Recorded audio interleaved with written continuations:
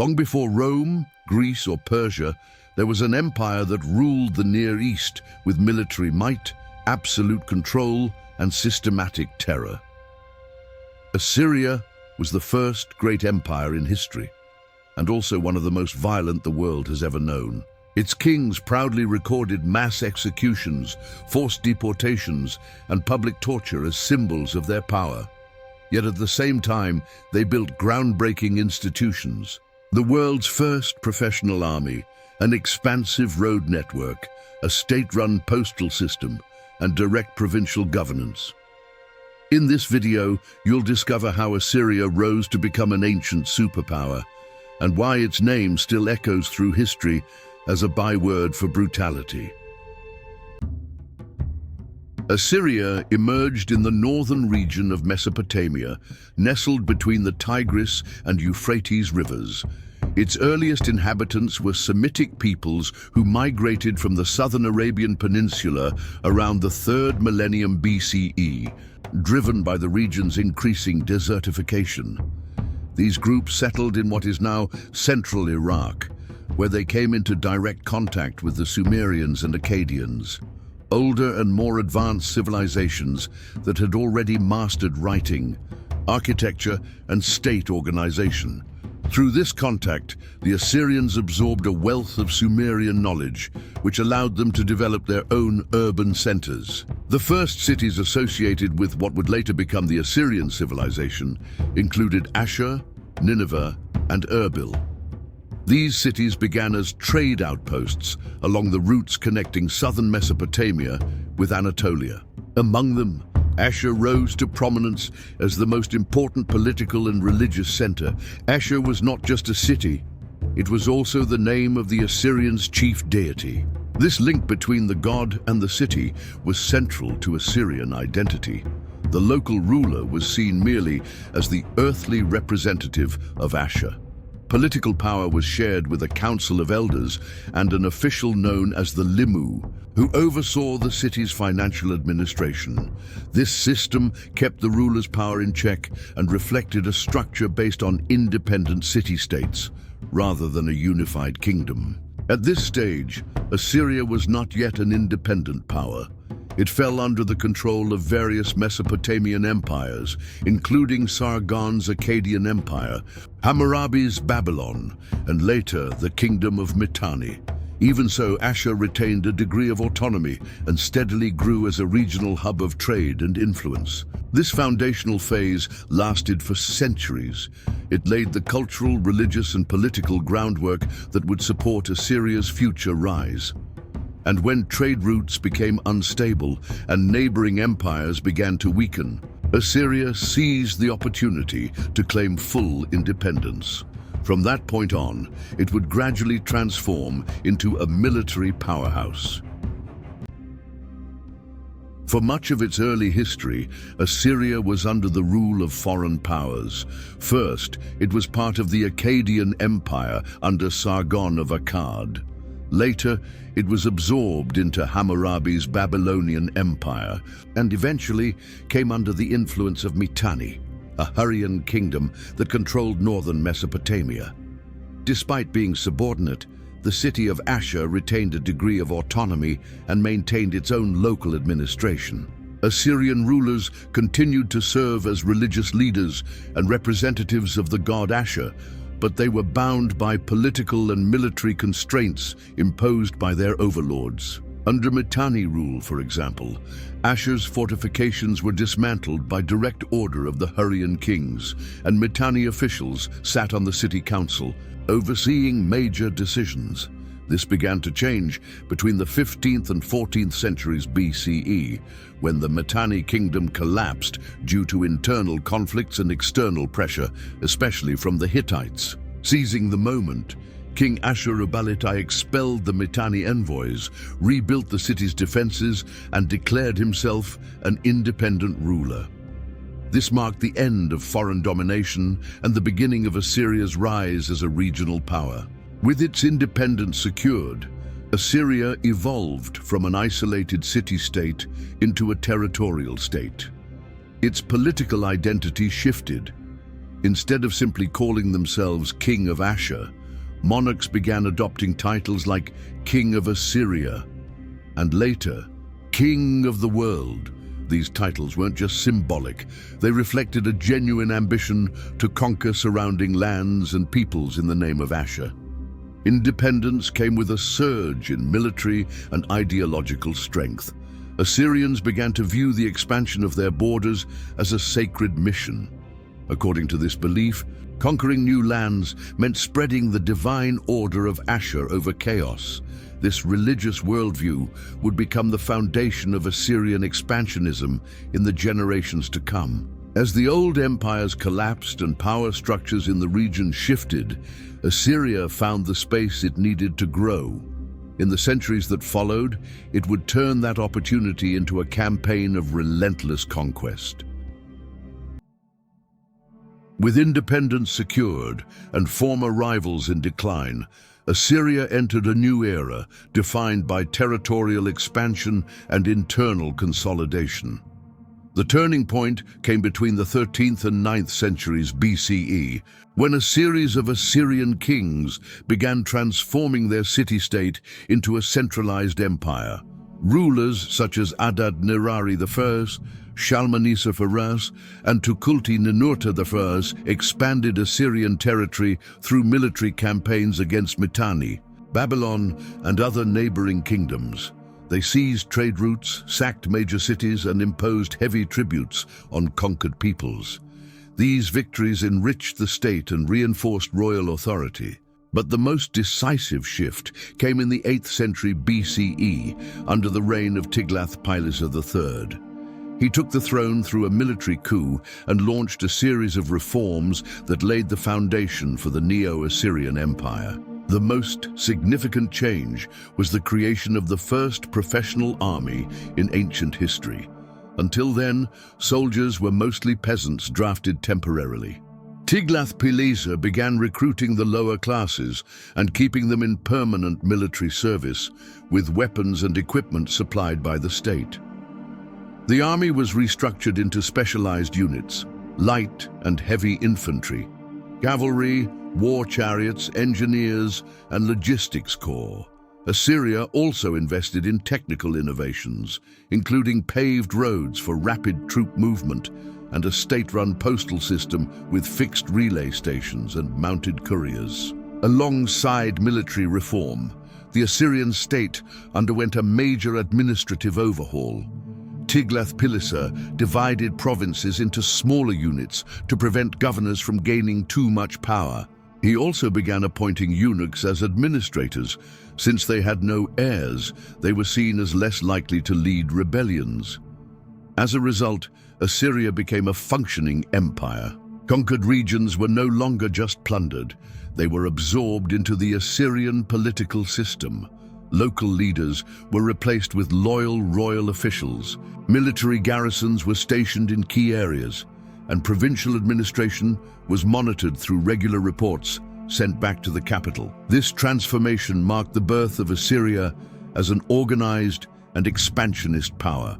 Its control over territory became direct, efficient, and above all, permanent. From this point on, the Assyrian Empire would not only grow in size, but in brutality as well. With a professional army and a reorganized state, Assyria began conducting annual military campaigns. These campaigns had two main objectives: to expand the empire's borders and to ensure a constant flow of resources, tribute, and labor. But beyond military efficiency, the Assyrians adopted a strategy that set them apart from all their contemporaries: the use of terror as official policy. Royal chronicles recorded in vivid detail the punishments inflicted on defeated enemies. Assyrian kings proudly boasted of impaling prisoners, building towers of human skulls at city gates, and dismembering rebels in public squares. These accounts weren't merely symbolic, they were military propaganda. The goal was clear: intimidation, to make the very sight of an Assyrian army enough to force enemies into surrender without a fight. And in the short term, it worked. Several kingdoms in the Levant, for example, submitted to Assyria without resistance, fearing brutal retaliation. But fear also bred resentment. Entire populations came to see the Assyrians as brutal occupiers, a sentiment that would later ignite rebellion. Another key element of Assyrian rule was the policy of mass deportation, known as Nashu. After conquering a region, the Assyrians would forcibly relocate large portions of the population to other parts of the empire. The goal was to dismantle local identity and prevent resistance. In their place, people from other conquered regions, also deported, were brought in, creating a state-controlled population mosaic. This practice had lasting effects. The Aramaic language, spoken by many of these displaced peoples, eventually became the most widely used language across the empire. So influential was this shift that even Assyrian scribes began writing in Aramaic alongside Akkadian. Forced integration, direct control, and systematic terror solidified the empire's authority.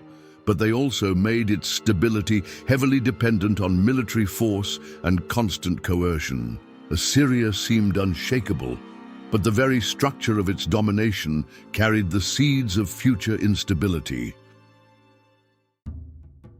In the 7th century BCE, Assyria reached the height of its power and territorial expansion. Under kings like Sargon II, Sennacherib, Esarhaddon, and Ashurbanipal, the empire stretched from Persia to Egypt, from the Persian Gulf to the Mediterranean, dominating nearly the entire Near East. During this era, the Assyrian military machine operated with relentless precision. Kingdoms such as Israel, Judah, Damascus, Elam, Urartu, and even Egypt were conquered, plundered, or turned into vassal states. Rebellions were met with swift and brutal retribution. Babylon, for example, was completely destroyed by Sennacherib in 689 BCE. Its religious statues were taken to Nineveh, and the Euphrates River was diverted to flood the city. The Assyrian capital, Nineveh, reached an extraordinary level of grandeur. Ashurbanipal, the last great king, created one of the first libraries in ancient history, gathering thousands of tablets containing scientific, administrative, and religious texts written in Akkadian and Aramaic. Culturally, Assyria displayed sophistication and depth, but it ruled through power and fear. During the reigns of Esarhaddon and Ashurbanipal, imperial control seemed absolute. Defeated peoples were paraded in public displays of submission. Surrendered cities paid heavy tributes in gold, silver, horses, and slaves. Military campaigns reached far-off regions like the Iranian plateau and Lydia in Anatolia. Assyria presented itself to the world as the ultimate authority. Its kings adopted titles like King of the Universe and Ruler of the Four Corners of the Earth. At that moment, no other power appeared capable of challenging its might. But behind this facade of stability, signs of strain had begun to show. The system, built on endless campaigns, direct military control, and rule through fear, demanded massive logistical effort. The larger the empire grew, the harder it became to hold it together, and any weakness at the core was quickly exploited by those living under the weight of Assyrian domination. Despite its military power and imperial prestige, Assyria began to collapse from within. The empire had grown too large, too expensive, and too dependent on constant conquest to keep its engine running. Without war, there were not enough tributes. Without tributes, there was no way to maintain the army or control distant provinces. The crisis began with the succession of Esarhaddon. To avoid conflict, he divided the empire between his two sons. Ashurbanipal was given Assyria, while Shamash-Shum-Ukin was placed on the throne of Babylon. At first, the decision seemed strategic, but real authority remained in Nineveh.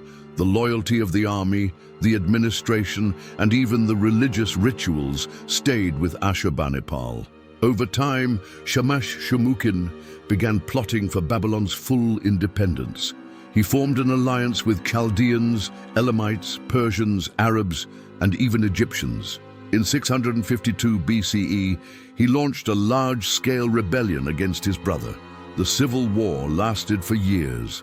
Despite the strength of the coalition, Ashurbanipal defeated his enemies one by one, once again employing the logic of terror. Shamash-Shum-Ukin refused to be taken alive. He and his closest allies committed suicide when Babylon fell.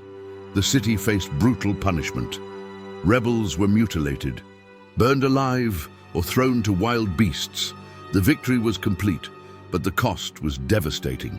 While Assyria was busy crushing uprisings, new threats emerged. In the north, the Scythians and Medes were rising. In the east, the Persians were gaining ground, and in the south, the Chaldeans kept Babylonian resistance alive. Assyrian authority began to crumble at the edges. Garrisons deserted, and local governors acted independently. The empire still stood, but its foundations were already falling apart. After his victory over Babylon, Ashurbanipal remained on the throne, but the empire was already deeply weakened. Constant warfare, the cost of endless campaigns, and internal exhaustion had eroded the state's administrative and military foundations. The fear that once upheld Assyrian control was no longer enough to suppress revolt.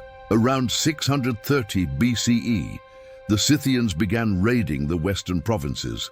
At the same time, the Medes were advancing from the east. In the south, Babylon was rising again under Chaldean leadership. Amid this growing instability, Ashurbanipal died in 627 BCE, plunging the empire into a succession crisis.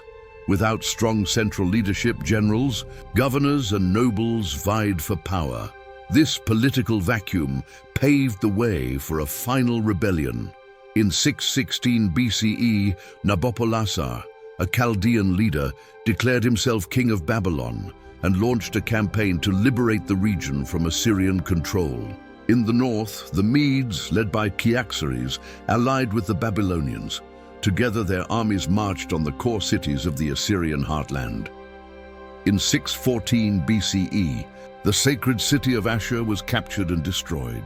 2 years later, in 612 BCE, the ultimate target was Nineveh. The Assyrian capital, a heavily fortified city and the empire's greatest symbol, was now under siege. But even its mighty walls could not withstand the combined Medo-Babylonian coalition. After a 3-month siege, the city was breached and plundered. King Sin-Shar-Ishkun was killed during the battle. Nineveh was burned to the ground, its palaces reduced to rubble, and its population massacred. The destruction of Nineveh marked both the symbolic and literal end of the Assyrian Empire. Small pockets of resistance tried to regroup in Harran with support from Egypt, but were defeated in 610 BCE. A year later, the last Assyrian army fell, bringing the story of Assyria as a dominant power to a final and irreversible end.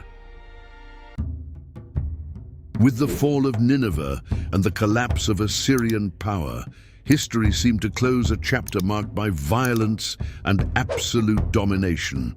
But Assyria's legacy did not vanish with its cities in ruins. On the contrary, its methods, institutions, and strategies left a profound imprint on the civilizations that followed.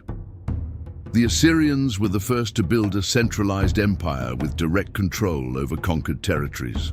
They created the world's first permanent army, divided into specialized units. They developed road and postal networks, enabling rapid communication and effective control across vast distances. They appointed royal governors, monitored by a complex administrative system grounded in detailed record-keeping. Their policy of mass deportation, used to break local resistance, became a model for future empires, including the Babylonian, Persian, and even Roman. The Aramaic language, spread through forced migrations, became the most widely spoken tongue in the Near East for centuries, even during the time of Christ. Ideologically, Assyria introduced the model of the universal king, a ruler claiming divine authority and justifying war as the imposition of order over chaos. This concept would echo through empires like the Achaemenid Persian, Seleucid, Roman and Byzantine, but Assyria also left behind a powerful warning. Its extreme reliance on violence created a cycle of fear, resistance and destruction. At its height, it seemed untouchable, but when its strength faltered, it reaped the hatred it had sown. It was loathed by all, and when it began to fall, no one came to its aid. Assyria was the first military-industrial empire in history, and its downfall proved that no power, no matter how vast, can survive on force alone. Its example endures as one of the defining lessons of antiquity. Conquest is not enough, it must be sustained. And in Assyria's case, what made it mighty was also what led to its destruction.